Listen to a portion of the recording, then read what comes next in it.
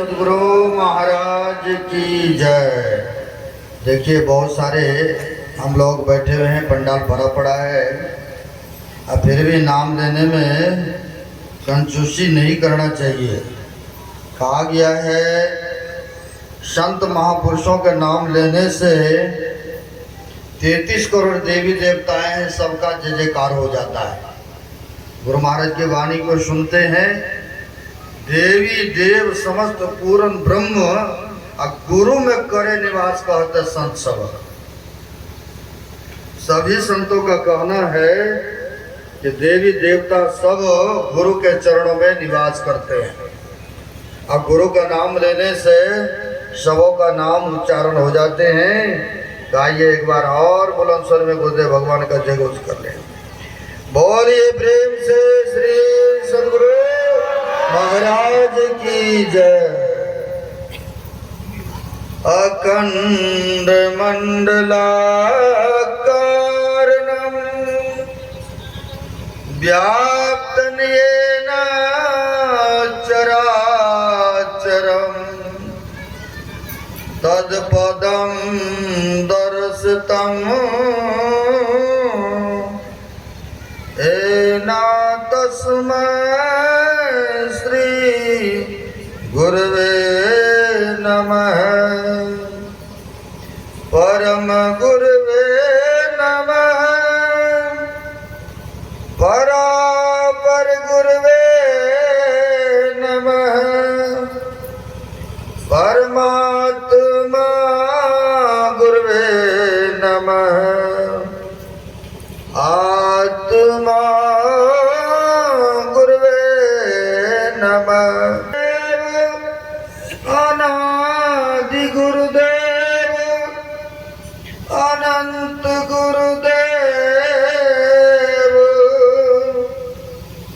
अखिल गुरुदेव चरण गुरुदेव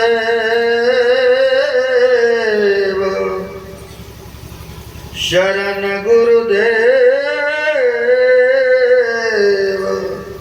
श्री गुरु महाराज चरणारविंदो नमो नमस्ते। मेरा मुझ में कुछ नहीं, जो कुछ है गुरु तोर, तेरा तुझको शोभता जाला गत गुरु मोर। प्रातः स्मरणीय श्री ओषित परमाराध्य संत सद्गुरु महाराज के पाद पद्मों में असंख्य असंख्य बार नमन है। तीर्थों को भी पावन करने वाले मंचस्थ पूज्य गुरुजन, पूज्य साधु चरण, उपस्थित सद्गुरु के सद्भक्तगण, जो मानव शरीर का कर्तव्य है वह कर्म करने हेतु तो यहाँ पर पधारे हुए हैं। आप लोग भाग्यशाली हैं और पुण्यात्मा हैं, क्योंकि संत महापुरुषों के छत्र छाया में आकर के बैठे हुए हैं। हम आप पाठ के क्रम में सुन रहे थे पवित्र ग्रंथ रामचंद्र मानस से आरण कांड से माता शबरी के प्रसंग को सुने। उनमें आया है भक्ति के संबंध में, और भक्ति का अर्थ होता है सेवा। हम आप उस परमात्मा, उस मालिक का क्या सेवा करेंगे? तो कहा उनके आज्ञाओं को जो पालन करते हैं, उनके जो कहे अनुसार जीवन को यापन करते हैं, तो कहते सबसे बड़ा यही सेवा है, यानी आज्ञा सम सुसाही सेवा। आज्ञाओं का मानना ही मुख्य सेवा बताया गया है धर्म ग्रंथों में। तो हम आप 9 प्रकार की भक्ति के संबंध में सुने हैं। भक्ति पथ में कहा गया है अहंकार को त्याग करना होता है, यह सुंदरता को त्याग करना होता है। अभी हम लोगों ने पाठ के क्रम में सुन रहे थे, धन बल परिजन गुण चतुराई, भक्तिहीन नर सोवई कैसा, अब बिन जलवारी देखिए जैसा। पाठ के क्रम में हम लोगों ने सुने हैं, अगर भक्ति करना चाहते हैं तो अहंकार भाव को त्याग करना पड़ेगा। चाहे सुंदरता का घमंड हो या धन का घमंड हो या विद्याओं का मद हो, ये सब के सब त्याग करते हैं तभी भक्ति में आगे बढ़ते हैं। महापुरुषों ने कहा है मदत बहुतक भांति का, अताइन जाने को, तन मद, मान मद, विद्या मद, राज मद, ऊन मद, इतने मद को रद्द करे तब पावे अनहद। बाबूज कहते हैं ये जो मद है, घमंड है, सबको त्याग करना होता है तब कहीं भक्ति में आगे बढ़ते हैं। इसलिए भगवान श्री राम कहते हैं भक्तिहीन नर सोवई कैसा, अब बिन जल बारिधि देखिए जैसा। कहते हैं बादल लगा, पूरी घना घन काली काली आवाजें भी हो रही है, लेकिन अगर एक बूंद भी पृथ्वी पर जल नहीं गिरा, ऐसे बादल का कोई लाभ हुआ किसी किसान को? किसी को लाभ नहीं हुआ। उसी प्रकार से महापुरुष कहते हैं सब तरह से व्यक्ति संपन्न है, विद्या से, शरीर से, धन से, सुंदरता से, लेकिन उसके अंदर में भक्ति ही नहीं है तो वह परमात्मा को प्यारे नहीं है। अगर ऐसा नहीं होता, माता सबरी को देख लीजिए, जंगल में तो बहुत ऋषि मुनि महात्मा बहुत थे, लेकिन माता सबरी के अंदर में जो भक्ति, जो साधनाएं, जो श्रद्धा था, वो औरों में उतना देखने को नहीं मिला। अगर वैसा होता तो भगवान श्री राम तो जंगल होकर के गए ही थे, और के भी कुटिया में जा सकते थे, लेकिन नहीं। भगवान अंतर्यामी जानते थे कि हमारे लिए नित्य प्रति माता सबरी रास्ते में फूल बिछाती है, नित्य प्रति जंगलों से मीठे मीठे फल लाती है, कहीं आज ही ना आ जाए,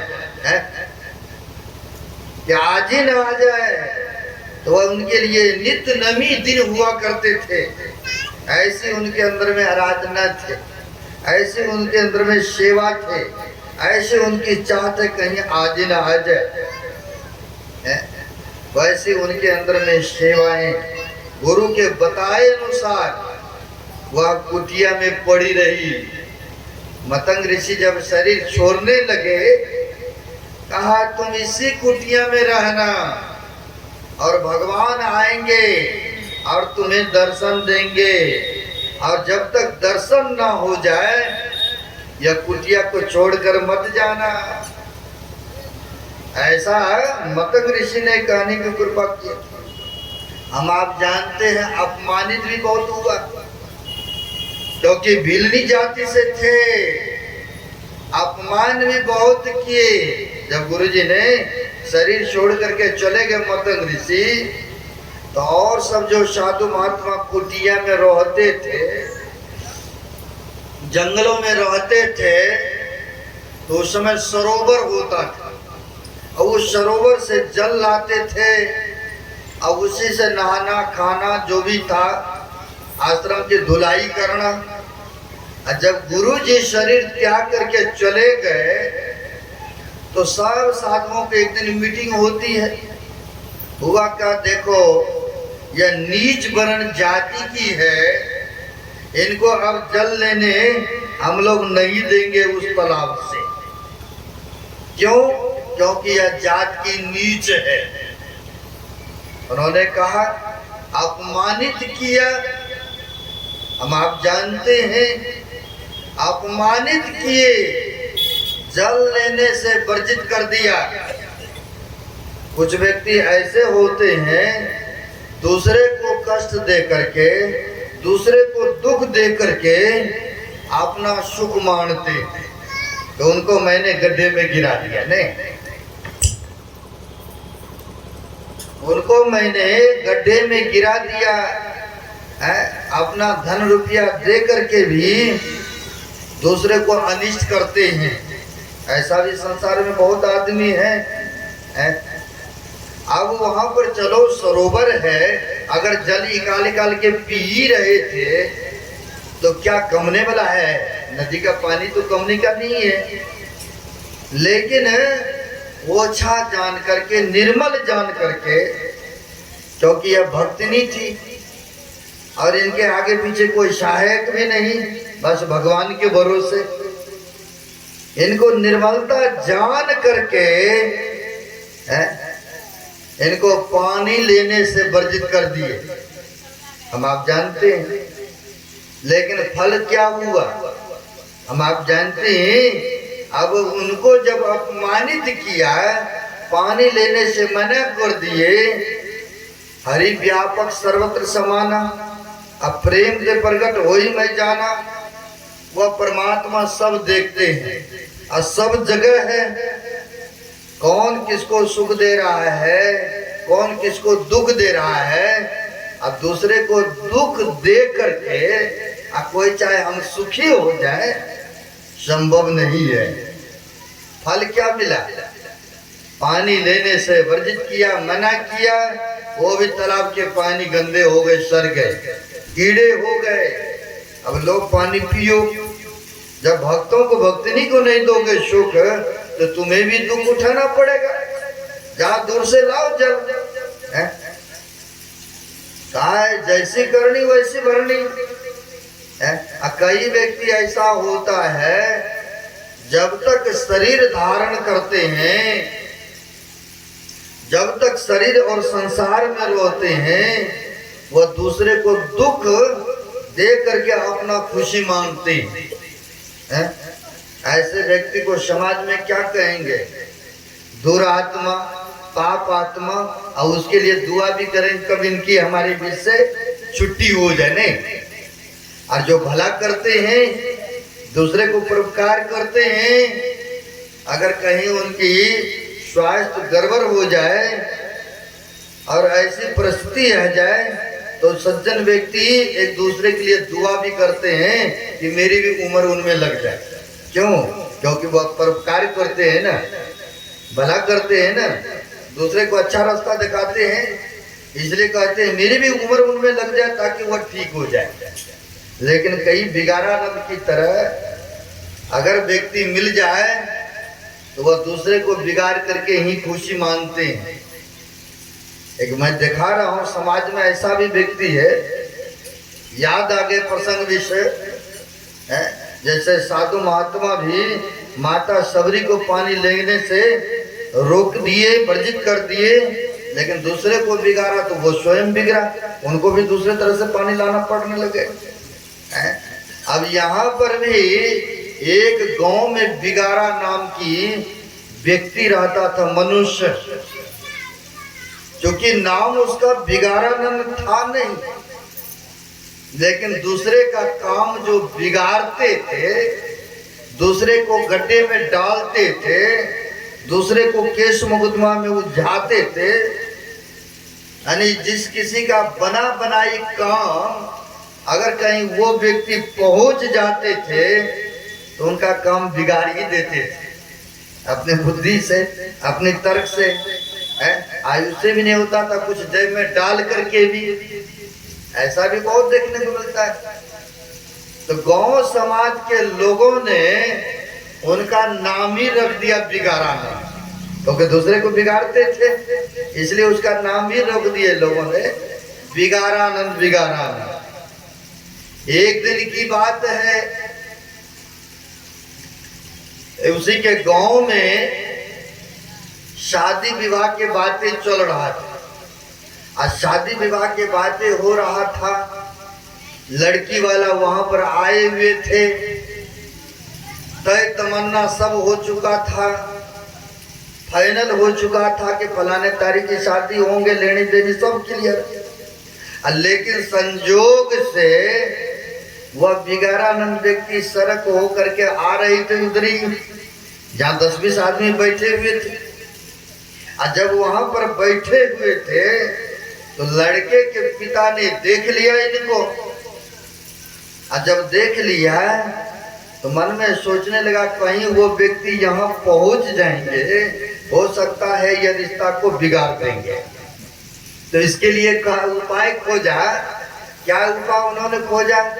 लड़के को उसके बीच से निकाला और एकांत में 100 रुपया लड़के के बाप ने धरा दिया हाथ में, और कहते हैं वो जो आ रहा है बिगाड़ानंद, हमें लग रहा है कि हम ही लोग के बीच में आ रहा है, तुम ऐसे करना 100 रुपया झट से उसके हाथ में तुम दे देना और चरण छू करके प्रणाम कर लेना। कहीं पैसे हाथ में दोगे, चरण छुओगे, कहीं हो सकता है वह मुंह चुप करके बैठ जाएंगे और अपना काम बन जाएंगे। क्योंकि लड़की वाले आए हैं, मोटा लिए हैं रकम है, और हम आपको पता ही है कि तुम्हें कुछ बीमारी भी है। लड़के के पिताजी ने ऐसा कहा लड़का से, सुनिएगा बड़े पते की बात है ना। अब ऐसा 100 रुपया दिया और लड़के के पिताजी ने, और लड़के को सारा बातें सिखा समझा दिया। होता क्या है, वह बिगारानंद वहां पहुंचते हैं, पहुंचा, बैठने के लिए कुर्सी चेयर दिया, बैठने के लिए कुर्सी देते हैं, और वह लड़का बीच से उठ करके जा करके उनके चरण छू करके प्रणाम नमस्कार करते हैं। और नमस्कार जो किया उसके उपरांत चुपके से 100 रुपया उसके हाथ में भी दिया। और जब हाथ में 100 रुपया दिया तो वह बिगारानंद आशीर्वाद देते हैं। क्या आशीर्वाद देते हैं? अगर कुछ ऐसा हो बात छिपाने लायक तो मौका पर छिपाना भी चाहिए। लेकिन उसने क्या आशीर्वाद दे दिया कि जब तुमको हम आशीर्वाद दे रहा हूं कि अब तुमको मिर्गी नहीं लगेगी है। अब लड़की वाला को पता था नहीं, अब सबके बीच में कह दिए कि आशीर्वाद मैं दे रहा हूं, अब तुमको मिर्गी नहीं लगेगी। अब लड़की के बाप भाई गांव समाज के सब थे, और सब सुन लिए, अरे भाई इतना रुपया भी दिया और हमारे बेटियां आएंगे हैं, इनको मिर्गी रोग कहाँ गिरेंगे, क्या होगा, अब ये रिश्ता हम नहीं करेंगे। काम बिगड़ गए ना है, काम बिगाड़ दिए है ना। उनका काम बने बनाई भी। अब गांव समाज में कई ऐसा है दूसरे को बिगाड़ करके ही आनंद लेते हैं है ना। लेकिन कहते हैं परमात्मा देखते हैं, परमात्मा 2 जगह हंसते हैं। अगर परमात्मा की कृपा किसी के ऊपर है, सिर पर हाथ है, उनकी आशीर्वाद है, तो संसार के लोग एक तरफ हो जाए गड्ढे में गिराने के लिए, और फिर वहां पर एक जगह हंसते हैं सुख में। अरे मैंने चला हूं इसको सुख देने के लिए और तुम लोग चले उसको दुख देने के लिए, कदापि नहीं हो सकता है।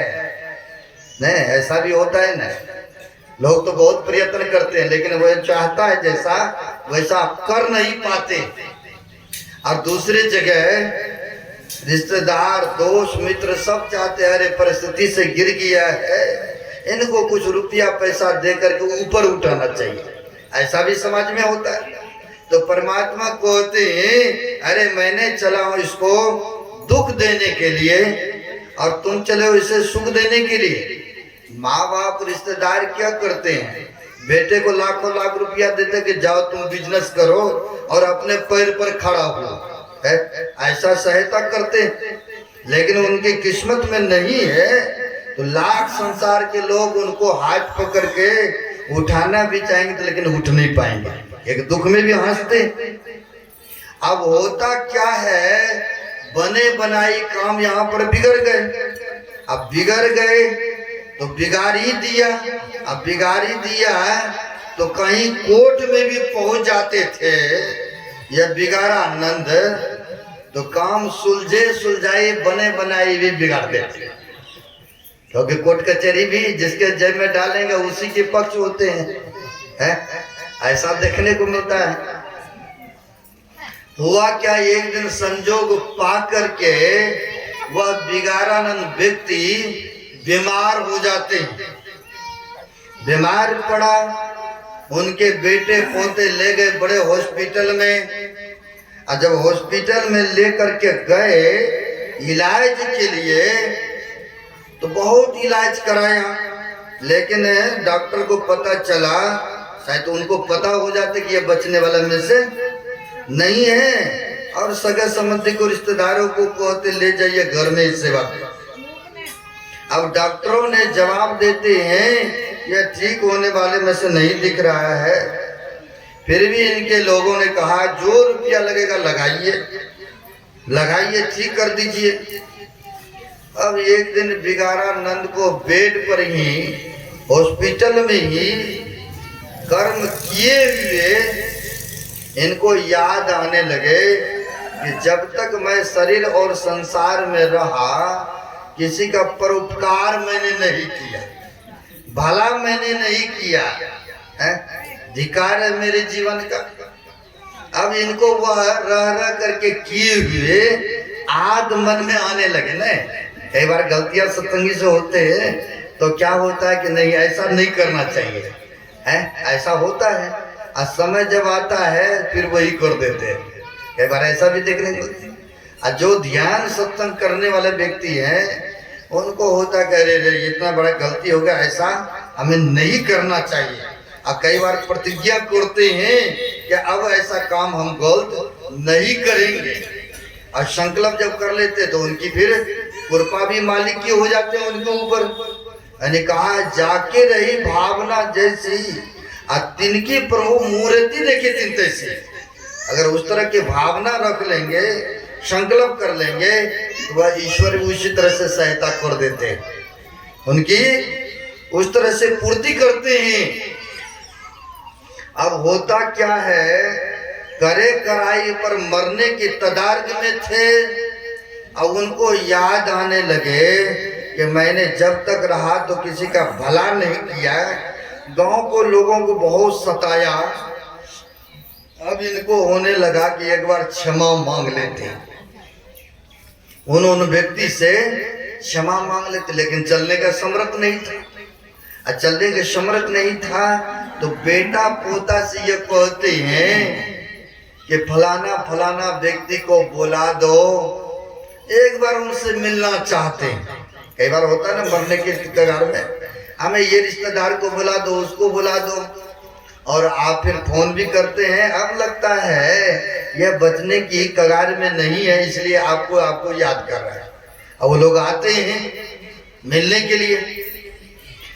अब यहाँ पर याद किया, हॉस्पिटल में याद किया तो बेटा पोता गए गांव में, जिनका जिनका नाम लिया था, जाकर के कहते हमारे पिताजी हमारे दादाजी आपको याद कर रहे हैं, हॉस्पिटल में है, एक बार चले आप। तो मन में इन लोगों को होने लगा कि भले शरीर छूट जाए, हमारे गांव की कल्याण होगा। तो उसी में से कई आदमी जो कहा था, एक बुजुर्ग आदमी कहते हैं अरे काम तो मेरा भी बिगाड़ा था, अब जब मरने की तदाद में है याद करा तो एक बार चलो न मिले आते हैं, क्या लगता है? कई बार होता है ना कि एक्सीडेंट हो गया कोई भी हॉस्पिटल में, गांव समाज को भी याद करते हैं तो एक बार जाते हैं मिलने के लिए, दुख की घड़ी है और जाना ही चाहिए। अब इनको हुआ कि भाई काम तो हमें भी बिगाड़ा, हमारा भी बिगाड़ा है, चलो कोई बात नहीं है, वो याद किया है तो चलते हैं एक बार हॉस्पिटल में।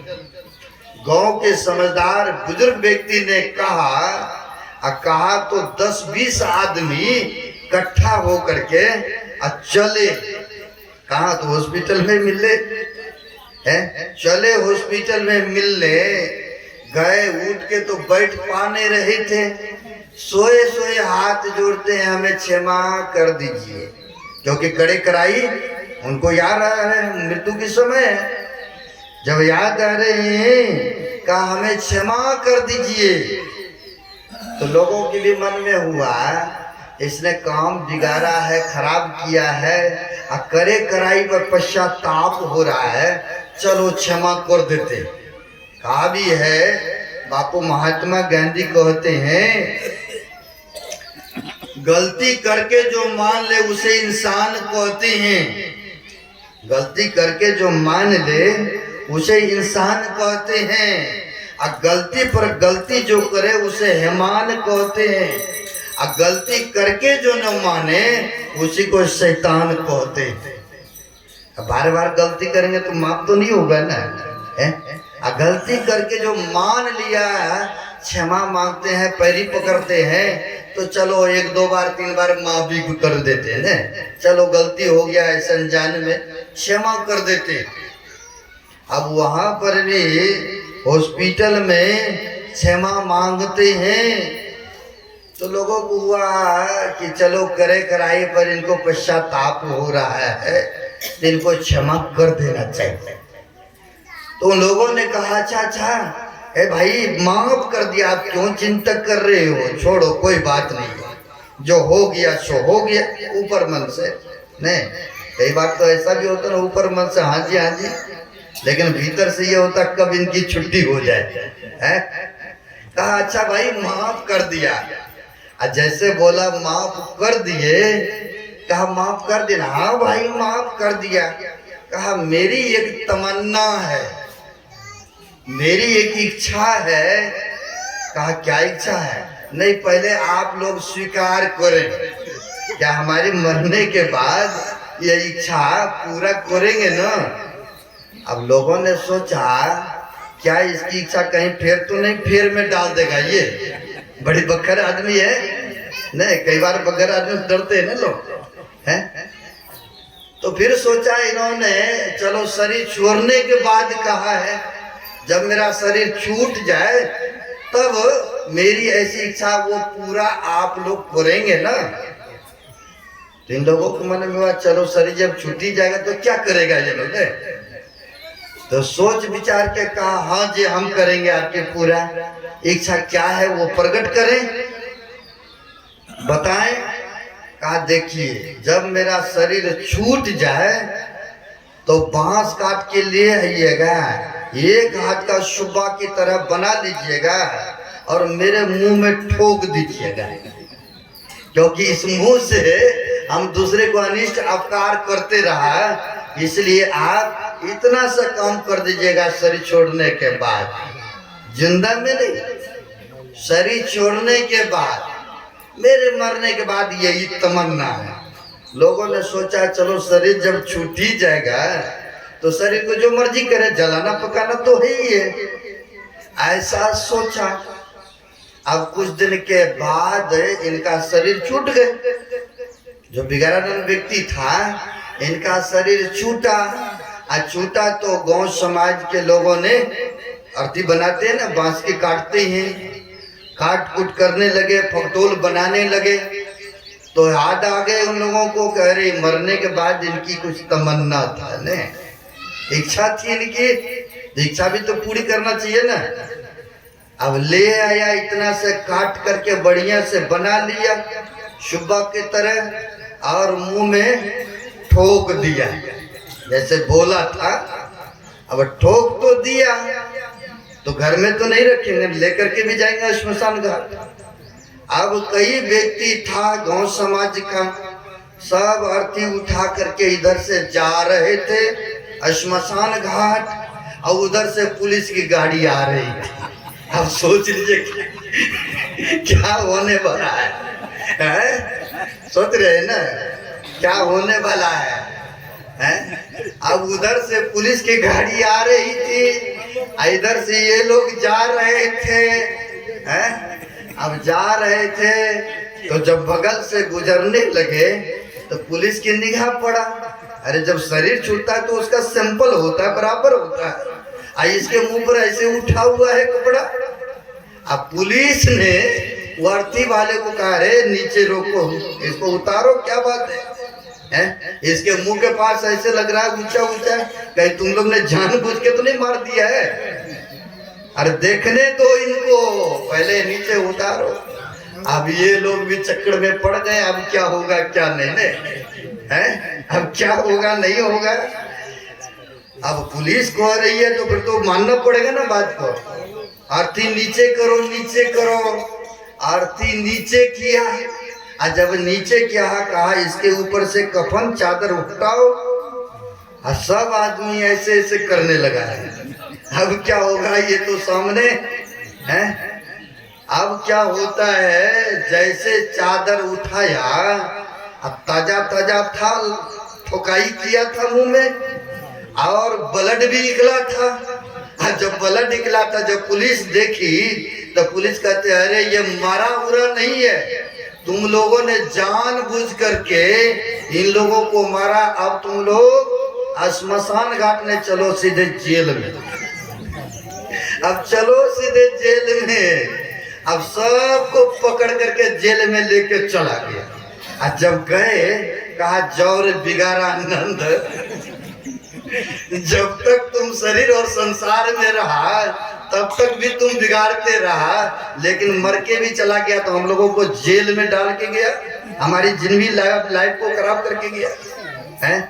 तो ऐसे सभी व्यक्ति होते हैं, दूसरे को बिगाड़ करके अपना खुशी मानते हैं ना। जैसे माता सबरी को पानी लेने से वर्जित किया, बिगाड़ दिए, लेकिन भगवान श्री राम उनकी कुटिया में आए। और जब आते हैं तो कहते हैं, पूछते हैं कहिए, जब भगवान ही आ गए तो ऋषि मुनि सबको तो आना ही पड़ेगा ना है? और जब वहां पर पहुंचे तो कहा भगवान तो अंतर्यामी, सब जानी जान। कहा कहो भक्तों, जंगल में किसी तरह की परेशानी तो नहीं है? कहा नहीं प्रभु, परेशानी तो नहीं है, लेकिन एक जल लेने के लिए सरोवर था, जल लाते थे, लेकिन वह पानी सड़ गए हैं। आपका अगर चरण पड़ जाए उसमें तो पवित्रमय हो जाएंगे, क्योंकि आपके चरण लगने से पत्थर भी एक दिव्य शरीर को प्राप्त किए हैं। हम आप जानते हैं ना, गौतम मुनि के ऋषि के पत्नी थी अहिल्या, जो शराब के कारण पत्थर बन चुकी थी। कहा प्रभु आपके चरण लगने से वह दिव्य शरीर को प्राप्त किए हैं, अगर आपका चरण उस सरोवर में पड़ जाए तो स्वच्छ और निर्मल जल हो जाएंगे, मेरी दुखनमा जो है दूर हो जाएंगे। आप कृपा करें चरण रखें उस सरोवर में। कहा ठीक है, तुम लोगों को ऐसी इच्छा भावना है तो चलो चलते ही।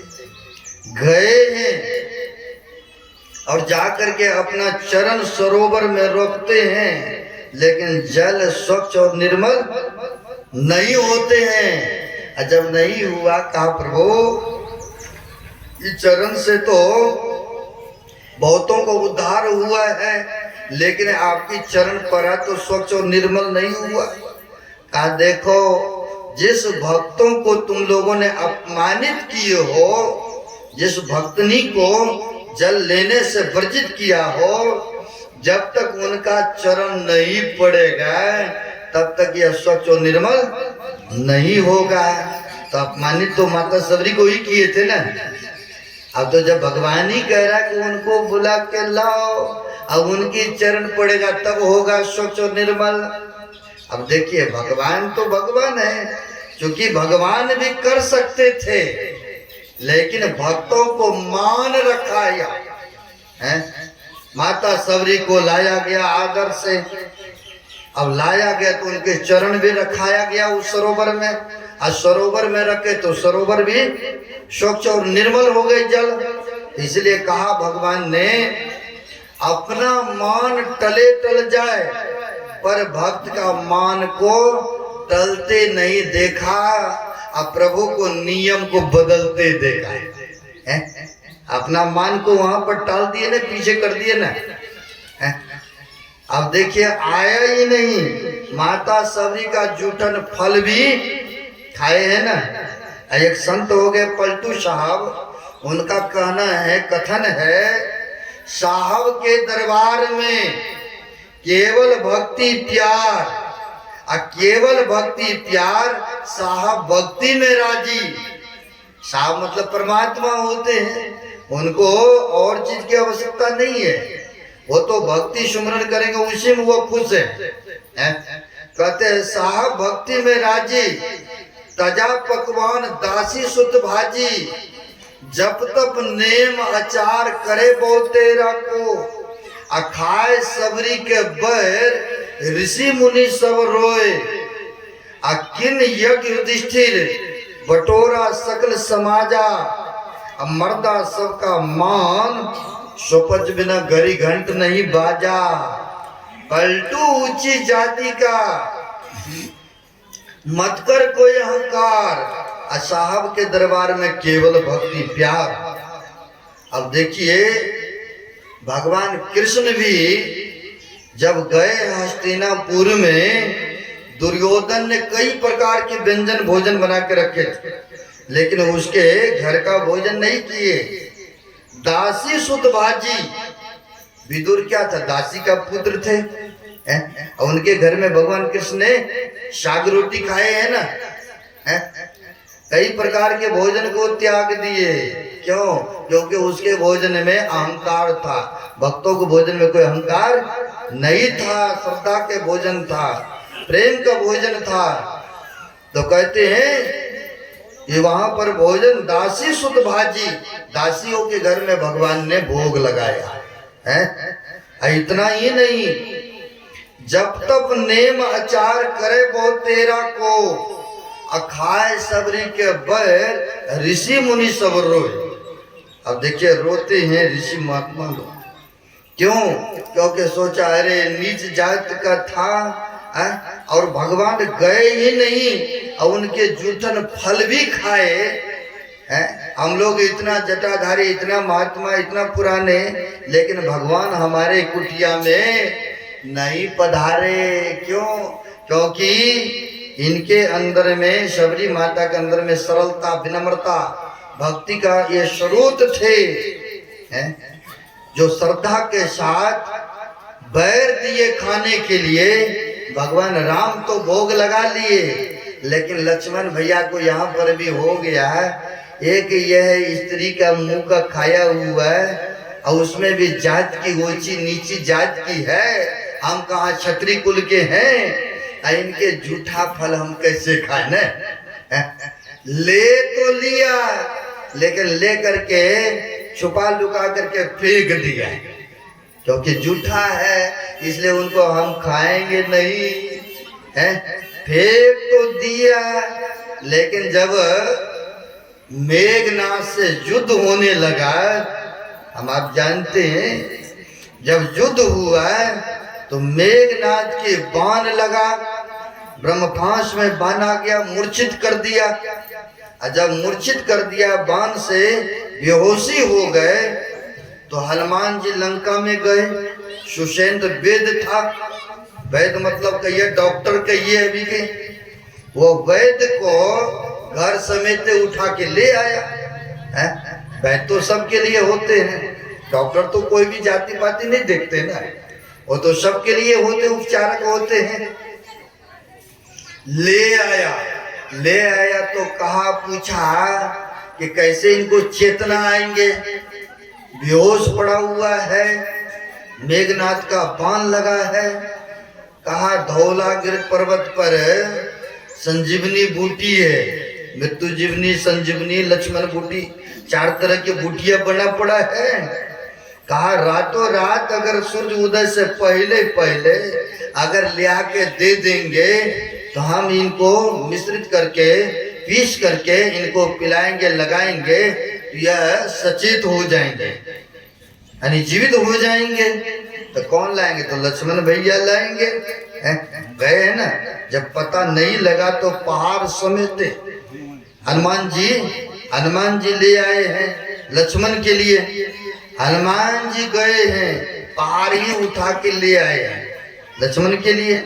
अब वही सुषेंत वेद ने वह खिलाया पिलाया और फिर सचेत हो गए। यानी कहने का भाव उसको भी खाना ही पड़ा। वही पुण्य बना था जो फेंक दिया, वही बूटी के रूप में बना था और उसको भी ग्रहण करना पड़ा। यानी श्रद्धा से जो लाते हैं संत महापुरुष अवश्य उसे ग्रहण करते हैं। जैसे माता शबरी का पैर जूठन खाए, अब वैसे ही है हमारे गुरु महाराज के समकालीन की भी बात है। हमारे गुरु महाराज के समकालीन में एक गरीब भक्तों के मन में हुआ कि भाई अगर पैसा रुपया होता तो हम भी भंडारा करते सत्संग कराते हैं, लेकिन हमारे पास तो कुछ नहीं है, गरीब हैं। अब पहले जमाने में आलू और शकरकंद होते ने, तो बहुत गरीबियां स्थिति, इतनी अन्न की उपज नहीं था। तो उनके मन में हुआ कि हम गुरु महाराज के लिए अपने ही खेत का शकरकंद लेके चलते हैं और गुरु महाराज को अर्पित समर्पित करेंगे। अगर गुरु महाराज इसमें से थोड़ा भी खा लेंगे तो हम समझेंगे हमारा सेवा सार्थक हो गए। ऐसी श्रद्धा ऐसी भावना लेकर के वह गरीब व्यक्तियों ने अपने खेत से शकरकंद निकाला और धो करके एक कपड़ा में बांधा और बांध करके चले कुप्पा घाट। तो पहले बरारी में पुल नहीं था, स्टीमर जहाज से इस पार से उस पार होते थे। अब फिर वह जहाज पर गए, कुप्पा घाट भागलपुर गए और गुरु महाराज उसमें सो शरीर में थे। और जब वहां गए तो जा करके अपना जो था कपड़ा से निकाल करके सेवक को देते हैं, भंडारी को, ये गुरु महाराज को भोग लगा दीजिएगा, अपने खेत से लाया हूँ। बड़ी श्रद्धा के साथ अगर थोड़ा भी गुरु महाराज खा लेंगे तो हम समझेंगे हमारा सेवा स्वीकार हो गए। अब सेवक कहते हैं अरे कहाँ से आ गए हो, मैले कुचले कपड़े पहन करके, और गुरु महाराज नहीं खाते हैं ये सब चीजें, ले जाओ अपना ले जाओ। अब सेवक ने स्वीकार नहीं किए, ले जाओ भागो यहाँ से, फटे पुराने कपड़े में आ गए, कैसा देखने में लग रहे हो, यानी जो हुआ बोल दिया। लेकिन बेचारा श्रद्धावान था, गुरु भक्त था, सोचा संध्या होने को चला है, अब चलो रात बीच रो लेंगे, अब फिर कल चले जाएंगे। अब इतने दूर से आए हैं तो रात बीच यहीं आश्रम में ठहर जाता हूँ। ऐसा हुआ। अब शाम के टाइम में गुरु महाराज घूमते थे, अभी भी वेलचर है ना, देखे ना हम लोग जाते हैं तो उस पर सेवक गण बैठा करके वॉकिंग कराते थे, घुमाते थे। और जब घूमते थे तो आपके जैसे बाबा लोग के जैसे बहुत सारे भगत लोग बाबा लोग गुरु महाराज के पीछे पीछे भी घूमते थे। अब वो भी गरीब बेचारा गमछा में कपड़ा में बना हुए हैं, अब वो भी पीछे पीछे घूम रहे हैं। सब जगह घूम फिर करने के बाद अब देखिए कैसे गुरु महाराज होता है अंतर्यामी महापुरुष। सब जगह घूमने फिरने के बाद बरंडे पर आते हैं, आने के बाद थोड़ा देर वहां पर रुका और सब आदमी ऐसे घेर करके थे चारों बगल में से। अब अंतर्यामी गुरु महाराज जानी जान वो कहते हैं गुरुदेव कि आज हमें शकरकंद खाने का मन हो रहा है, आज हमें शकरकंद खाने का मन कर रहा है। अब जो पीछे में व्यक्ति था वो सुन रहे थे और सबको हटाते हुए आ गए। आकर के बीच में गुरुदेव के सामने में कहते, गुरु महाराज मैंने अपने खेतों से लाए हैं, ये स्वीकार किया जाए। अब स्वीकार किया जाए तो दिया वहां पर। तो गुरु महाराज ने अपने सेवकों से कहा कि देखो इनमें से बढ़िया बढ़िया ले करके दाल में धो करके डाल दो, और दाल में जब डाल दोगे सिद्ध हो जाएगा, इनको बिड़ी करके और दाल में मिला देना, और इनके तरफ से भी भंडारा हो जाएगा। इनके तरफ से भी भंडारा हो जाएंगे। अब देखिए भक्तों ने सोचा था, काश मेरे पास भी इतना होता तो मैं भी भंडारा कराते। अब मन में हुआ कि यही लेके चलते जो है, अब उनका भी भंडारा हो गया, दाल तो सबके थाल में परोसे जाएगी, उनके तरफ से भी हो जाए, भंडारा हो गए। यानी संत जो होते हैं, कौन भक्त क्या चाहते हैं सबको जान जाते हैं, है ना, और उनका स्वीकार भी करते हैं। तो ऐसे संत सदगुरु थे। हम लोग भी भक्ति भजन करेंगे, सुमरन करेंगे, क्या वो हमारी भक्ति का स्वीकार नहीं करेंगे? अवश्य करेंगे और करते भी हैं। अभी सुन रहे थे 9 प्रकार के भक्ति के संबंध में, 5 भक्ति तक तो सुन लिए हैं। छठी भक्ति क्या है? छठदम शील विरति बहु कर्मा, नित्य निरंतर सज्जन धर्मा। कहते इंद्रियों का दमन करना और सज्जन पुरुषों की सानिध्य करना, इंद्रियों को बस करना। यानी कि मन जो कहा, अरे आज चलो, माँ बाप तो बहुत भक्ति भजन है, और लड़का पुतहु बेटा चलते हैं, चलो आज होटल में 5 स्टार होटल में बढ़िया खाएंगे, उधरे ऐश मौज करेंगे, जो भी नहीं खाने के वो भी भक्षण करेंगे। यह मन जिधर कहता है व्यक्ति को, उधर जाते हैं, वो कर्म करते हैं। तो कहा उनकी इंद्रियां, उनके मन उनके काबू में नहीं है, और तभी ऐसा काम वो करते हैं। या कहिए संग का उनको रंग है, प्रभाव पड़ता है ना संग का भी है।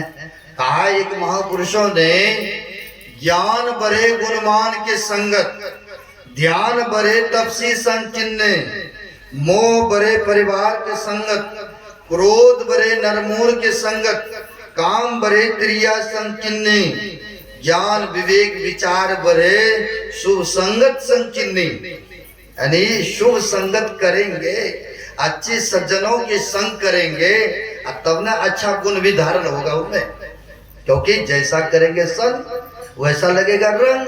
कहावत में है ना, संग का प्रभाव व्यक्ति के ऊपर पड़ते हैं। तो यहाँ पर कहते हैं छठी भक्ति है इंद्रियों को दमन करना, इंद्रियों को रोकना और सज्जन पुरुषों के सानिध्य करना, यही छठी भक्ति है। सातम सम मोहि मैं जग देखा, अब मौते अधिकर संत कर लेखा। भगवान श्री राम ने ये नहीं कहा माता सबरी से कि मेरा दर्शन हो गया और काम समाप्त हो गए, ऐसा नहीं कहा ना। भगवान श्री राम ने कहा हमसे भी अधिक करके संतों को मानना। क्यों ऐसा कहा?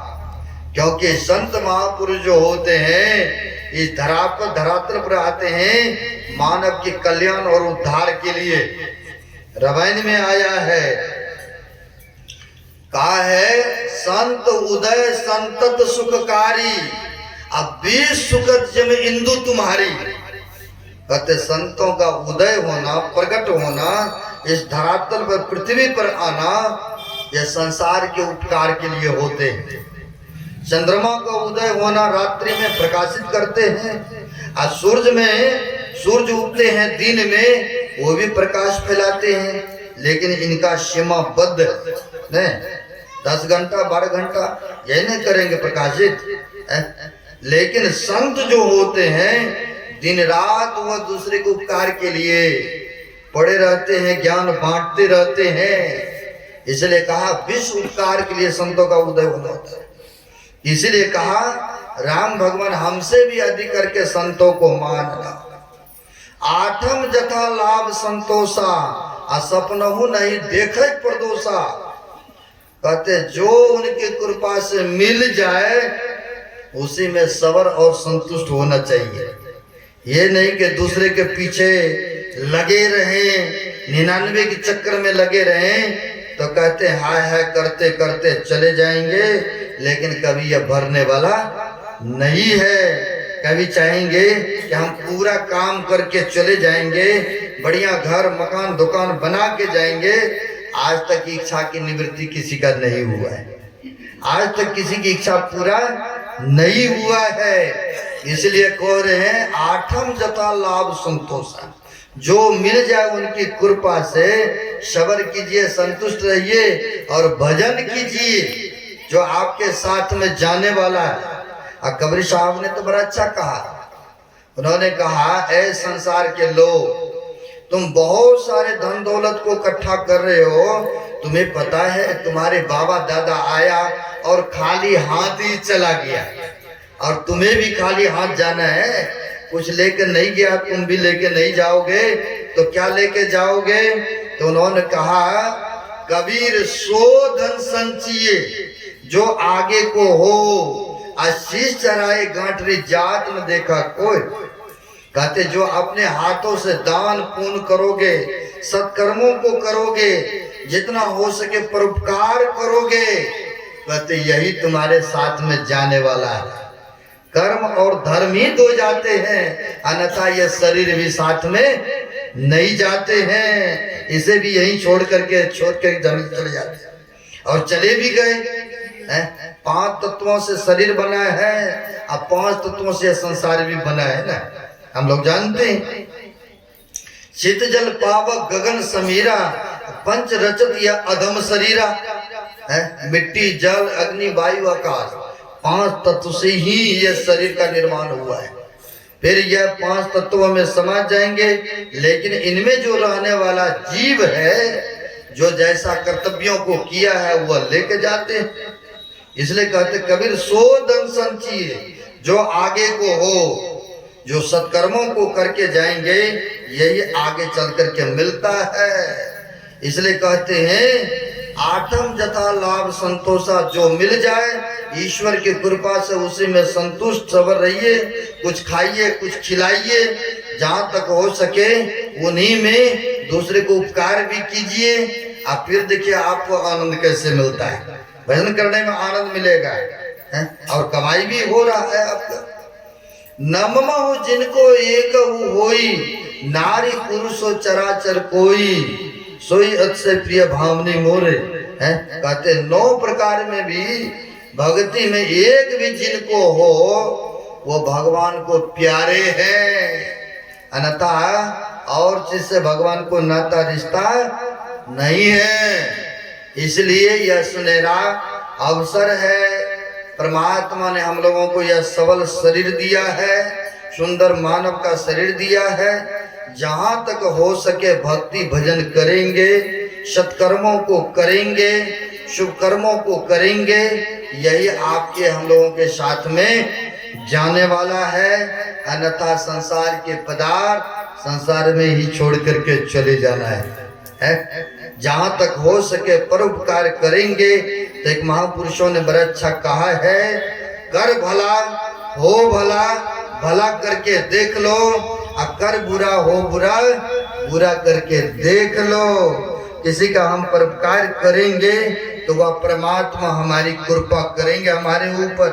भगवान बुद्ध ने भी कहा है, जो मानव दूसरे को परोपकार करते हैं, जो दूसरे को अच्छी रास्ता दिखाते हैं, जो दूसरे को सुख पहुंचाने का प्रयत्न करते हैं, तो कहते हैं ऐसे व्यक्ति जो दूसरे को परोपकार में जीवन को व्यतीत करते हैं, तो कहा मैं सुख उस तरह उनके पीछे पीछे प्रदान करता हूँ जैसे कि शरीर की परछाई को लोग हटाने के बाद भी नहीं हटा सकता है, उसी तरह सुख भी उनके पीछे पीछे मैं प्रदान करता हूँ। जो शुभ कर्म करने वाला व्यक्ति होता है, और जो अशुभ करते हैं, दूसरे को दिल दुखाते हैं, मन वचन कर्म से पीड़ा पहुंचाते हैं, तो ऐसे व्यक्ति के लिए भी कहा जो दूसरे को अनिष्ट करते हैं तो कहा दुख उनके पीछे कैसे चलता है।